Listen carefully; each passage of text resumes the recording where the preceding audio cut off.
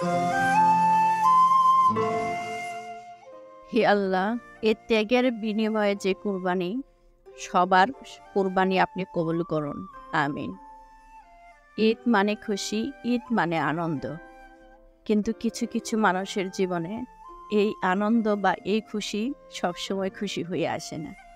কারণ যাদের এই সময়ে প্রিয়জনকে হারিয়েছে, বাবা অথবা মা বা কাছের কাউকে যারা চিরদিনের জন্য দুনিয়া থেকে চলে গেছে, তাদের কাছে ঈদটা সবসময় খুশির হয় না। কারণ এই সময়টা আসলে মনে হয় যে এই সময়টাই আমার প্রিয়জন আমার কাছ থেকে চলে গেছে। আর যারা চলে গেছে তাদেরকে যেন আল্লাহ জান্নাতবাসী করে। আমিন। আসসালামু আলাইকুম ওয়া রাহমাতুল্লাহি ওয়া বারাকাতুহু। বন্ধুরা, স্বাগত জানাচ্ছি আজকের নতুন ভিডিওতে। আপনাদের সাথে আছি আমি শাহিনুর সিদ্দিকা, বলছি প্রাণের শহর ঢাকা থেকে। আর সকাল সকাল মনে হয়েছিল চারদিকের আকাশটা দেখে যে মনে হয় খুব জোরে সোরে একটা বৃষ্টি আসবে। অনেক সময় মানুষের মন দেখেও যেরকম মনে হয় তো বা কোনো কষ্ট। আকাশের রং দেখে যেরকম এখন কিছু ইচ্ছে বোঝা যায় না যে কখন বৃষ্টি হবে বা ঝড় হবে বা হবেই না। কিছু কিছু মানুষকে দেখেও কিন্তু এরকম বোঝা যায় না তার জীবনে কি দুঃখ কি কষ্ট আছে, সবই লুকায়িত। তেমনি আমি আকাশের সেই রংটাকে, কালো মেঘটাকে সকালবেলা দেখে মনে করেছিলাম আজ খিচুড়ি হবে, মাংস হবে, আর সেটা হাতে মাখানো। আর সেই অনুযায়ী হাতে মাখিয়ে 2-3 প্রকারের ডাল দিয়ে, আতপ চাল এবং পোলাওর চাল একসাথে দিয়ে মেখে ঝুঁকে খিচুড়িটা বসিয়ে দিয়েছি। শুরুতে যে কথাগুলা বলছিলাম, এই মাসে আমার বাবা মারা গেছে। তা প্রতি বছর এই মাসটাই যখন চলে আসে তখন মনে হয় আমার প্রিয় মানুষটা কাছে নেই। ত্যাগের সেই সময় মনে হয় বাবার হারানো, মা হারানো বা প্রিয়জন হারানোর সে সুখটাই যেন কেমন বিলীন হয়ে যায় দুঃখটাকে যখন মনে করি। তারপর দুনিয়াতে বেঁচে থাকতে হবে, চলতে হবে, বিদায় আমরা চলি। এরকম অনেকে মানুষ আছে যে ভিতরে কোনো আনন্দকে আনন্দভাবে গ্রহণ করতে পারে না, যখন কোনো পুরানো স্মৃতিটাকে তাকে আঁকড়ে ধরে রাখে। তার মাঝেও আমরা চলি। আর এই যেভাবে মাখা জখা করে আমি রাইস কুকারে খিচুড়িটা বসিয়ে দিব। আর রাইস কুকারে খিচুড়ি বসাতে দিয়ে আজকে হচ্ছে বিশাল কাণ্ড।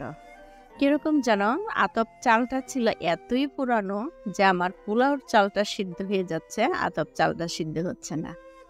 তাই কয়েকবার আমাকে এটাতে পানি দিতে হয়েছে। আমি গরম করে করে তারপর এটাতে পানি দিয়েছি।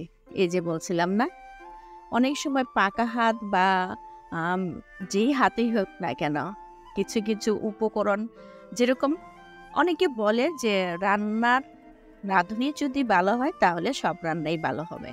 আমার মনে হয় সেটা ভুল কথা। আপনার রান্না করতে হলে পারফেক্ট বাজার সদাইটা কিন্তু পারফেক্ট লাগবে।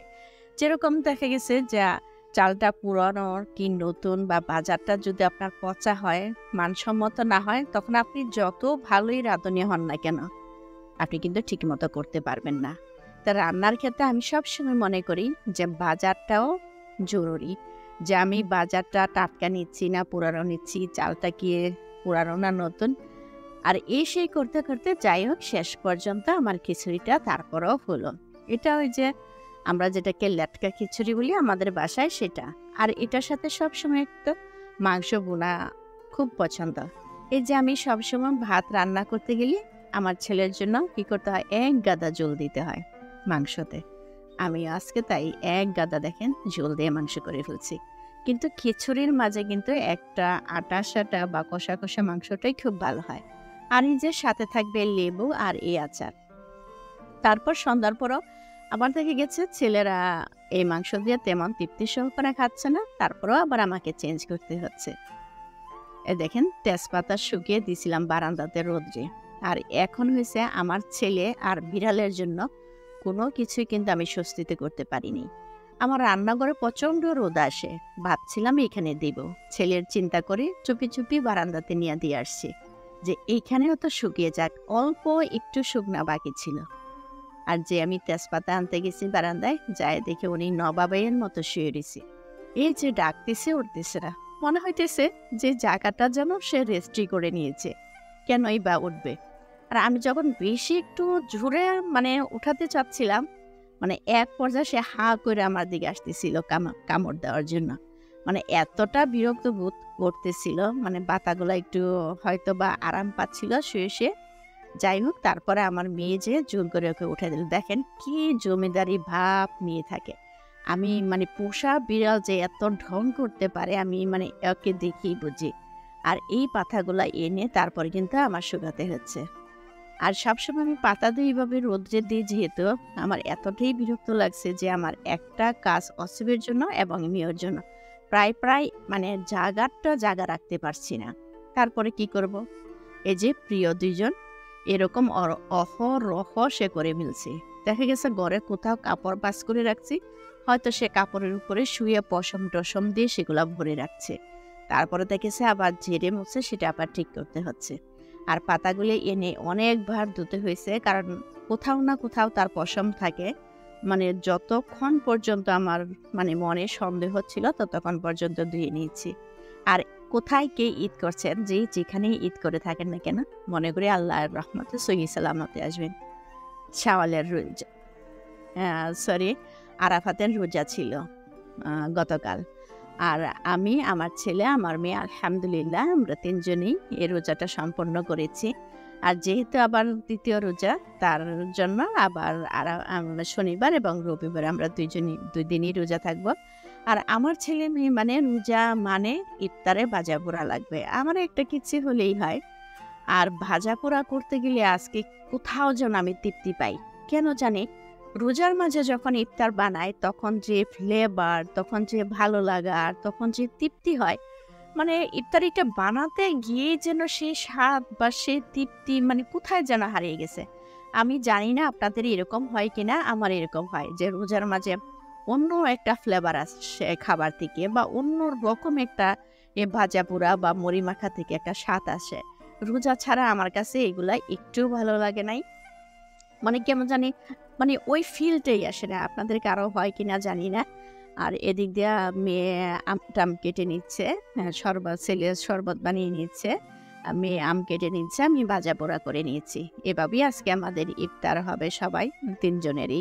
আর এই রোজাটা হয়েছে যে পূর্ববর্তী এবং পরবর্তী 1 বছরের গুনাহ মাফ করে দেয়, সেই নিয়ত হয়েছে আল্লাহ যেন যারা এই রোজাগুলো করেছেন আল্লাহ যেন সবাইকে নেক হায়াত দান করে, এবং 1 বছর আগের এবং 1 বছর পরে গুনাহগুলো সত্যিই যেন আল্লাহ মাফ করে দেন এবং কবুল করেন আমাদের এই ইবাদতটুকু, এবং গুনাহগুলো যেন মাফ হয়।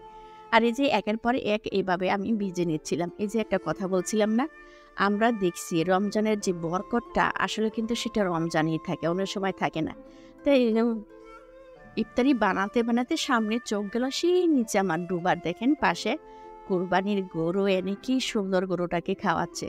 কিন্তু এক সময় না গরুটা আর খেতে চাচ্ছে না, দাঁড়িয়ে আছে। লোকটা এতভাবে গরুটাকে আদর করতেছিল খাওয়ার জন্য, কিন্তু ওই যে আসলে পশুরা বুঝতে পারে তাকে ত্যাগ করা হবে বা তাকে কুরবানি দেওয়া হবে, খাচ্ছিল না। অনেকক্ষণ ধরে লোকটা এই গরুটাকে আদর করছিল খাওয়ার জন্য।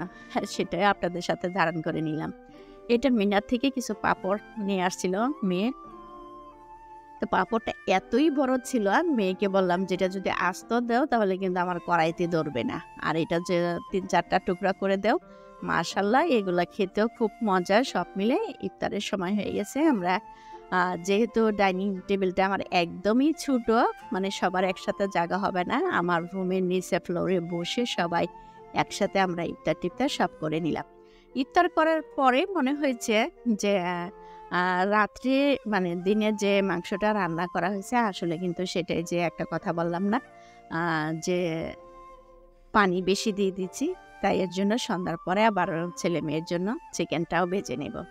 আর ভিডিওর এই পর্যন্ত বলে নিও, এখনও পর্যন্ত যারা আমার সাথে আছেন কিন্তু একটা লাইক দিতে বলে গেছেন, প্লিজ একটা লাইক দিয়ে আমাকে একটু সহযোগিতা করবেন। আর যদি আমার ভিডিওগুলো ভালো লাগে আমার পাশে থেকে সাবস্ক্রাইব করে রেখে নিতে পারেন। আর এইভাবেই আমাদের দুইটা রমজান আমরা পার করে দেব এই জিলহজ মাসের। আর আপনারা যদি ইবাদত করতে চান তাহলে বলবো যে আজকে থেকে আপনারা প্রতিটা নামাজের পরে, প্রতিটা ফরজ নামাজের পরে লাব্বাইক আল্লাহুম্মা লাব্বাইক এই মানে তাকবীরটা আপনারা পড়তে পারেন প্রতিটা ফরজ নামাজের পরে প্রতি 3 দিন পড়বেন। আর এই তাকবীরটা আপনারা ভালো করে সুন্দর করে মুখস্থ করে নেবেন বা কোথাও লিখে নিতে পারেন। পুরো তাকবীরটা পড়লে অনেক ফজিলত আছে, এটাতে মানে অনেক অনেক সওয়াব পাওয়া যায়। আর আল্লাহর কাছে এই মাসে বা এই 2 দিন বা কুরবানির আগ পর্যন্ত প্রতিটা মানুষ নিজেকে মানে পাপমুক্ত করার জন্য আল্লাহর কাছে সবসময় মানে দোয়া করবেন। আর এখনই হয়েছে পাপ মুক্ত করার, নিজেকে মুক্ত করার। আল্লাহ যেন কুরবানির মাধ্যমে, এই ত্যাগের মাধ্যমে সবাইকে পাপ মুক্ত করে দেয়। এবং যারা যারা কুরবানি দিতে পারছে না, আপনারা যারা যারা কুরবানি দিচ্ছেন, যারা দিচ্ছে না তাদের পাশে যেয়ে অবশ্যই অবশ্যই খেয়াল রাখবেন আত্মীয় স্বজন বা গরিব অসহায় যারা আছে তাদের পাশে যেন দাঁড়াতে পারেন। আর এরকম করে সবাই আবার যারা দেশের বাড়িতে ঈদ করে যাচ্ছি আমরা সবাই যেন সুস্থ সহিমতে আবার ঢাকা ফিরে আসতে পারে সেই কামনে শেষ করছে আজকের এই ভিডিও। আপনারা এতক্ষণ পর্যন্ত ধৈর্য সহকারে আমার পাশে থাকার জন্য অনেক অনেক ধন্যবাদ জানাচ্ছি। যারা আমার ভিডিওটা ফুল ওয়াচ করেছেন, আল্লাহ আপনাদেরকে নেক হায়াত দান করুন এবং আপনাদের সমস্ত গুনাহ মাফ করে দিয়ে আমাকে সহযোগিতা করার জন্য আবার অনেক ধন্যবাদ জানাচ্ছি। সে পর্যন্ত নতুন আরেকটা ভিডিও যতক্ষণ না আসছে সে পর্যন্ত ভালো থাকুন। আল্লাহ সবাইকে সহি সালামতে রাখুন, ভালো লাগুক। আবারও জানাচ্ছি সবাইকে ঈদ মোবারক। আল্লাহ হাফেজ। আসসালামু আলাইকুম ওয়া রাহমাতুল্লাহি ওয়া বারাকাতুহু।